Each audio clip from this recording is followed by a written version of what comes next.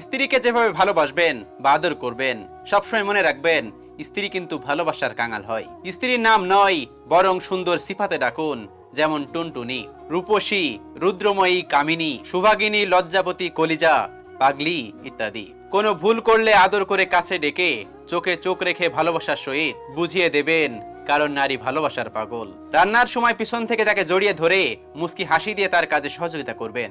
তার মনের কথাগুলো মনোযোগ সহকারে শুনবেন এবং তার সাথে হাসবেন। তাকে শাড়ি পরিয়ে দিতে পারেন, তার চুলে বেনি করে দিবেন নিজ হাতে, তার মাথায় বকুল ফুল গুজে দিবেন এবং জ্যোৎস্না রাতে তাকে নিয়ে ছাদের বেলকনিতে অথবা ছাদের নির্জন স্থানে দাঁড়িয়ে চাঁদ দেখাবেন। এবং অবশ্যই তখন আপনি তাকে বলবেন, তুমি ওই চাঁদের থেকেও বেশি সুন্দরী। সাথে এক কাপ চা রাখবেন।